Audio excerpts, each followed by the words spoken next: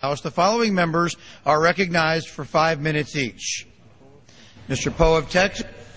You always start over there. Oh, right there. Gentleman is recognized for 5 minutes. Thank you, Mr. Speaker.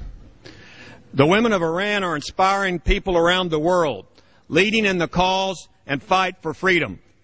They have taken to the streets by the thousands because of the fraudulent government elections and repressive government subjugation. They are giving even men courage to protest. The New York Times ran an eyewitness report recently saying, quote, "For days now, I've seen women urging less courageous men on. I've seen them getting beaten and even return to the fray. Women shout at the men to get up, speak out against government oppression." Untold members of Iranian women have been arrested. Shadi Sadar is a journalist, lawyer, and a human rights activist. She was last seen Friday, July the 17th, on her way to prayer. She was seen struggling with government henchmen as they beat her and dragged her into a car.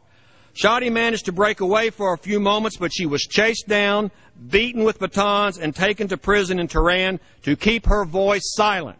She is jailed this very night as we assemble here in this cradle of liberty. What's the charge? What's her crime? Seeking freedom and respect seem to be her crimes. And by any means necessary, the black-booted government thugs want to silence those who exercise the first human right of freedom, and that being the freedom to speak out against oppression. As a lawyer, Shadi represents Iranian activists and journalists. She has won cases for several women sentenced to be executed for violation of religious laws, and those convictions have been overturned. She is also involved in Women's Field, a group defending women's rights in Iran, including the Stop Stoning Forever campaign. Mr. Speaker, women are tragically stoned to death for religious violations in Iran, for acts that aren't even crimes in civilized countries. They are buried up to their waist with their hands tied behind their backs. Then a mob throws stones on them until they're dead.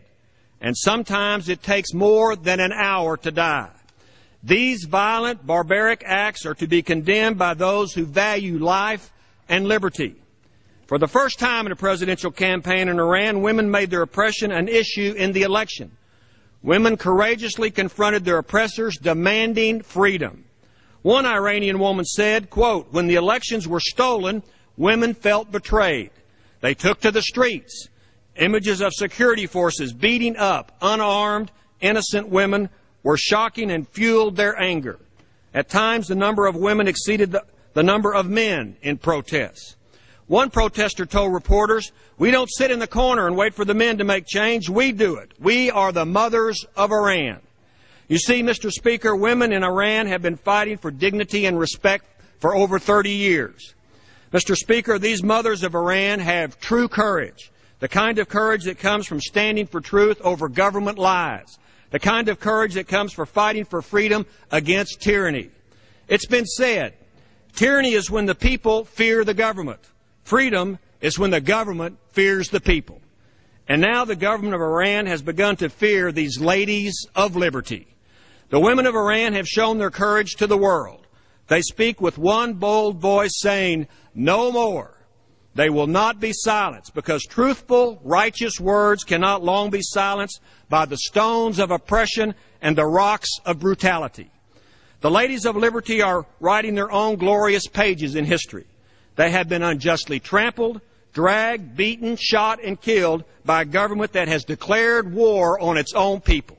They have earned their honored place among those who have shed blood for freedom. But their fight is not for their native Iran alone. It is a fight for all freedom-seeking women and men worldwide that are being persecuted by their own governments. Shadi Sadar and the Wonder Women have earned the respect of a free world. Mr. Speaker, it is only a matter of time before the women of Iran win their freedom. They are throwing off the yoke of tyranny. With every step they take, they move closer to the day that liberty will be theirs. When they are successful in liberating their country from tyranny, Iran and the world will be safer. Their cause is righteous and their actions are just. And that's just the way it is. I yield back. Ms. Lee of California.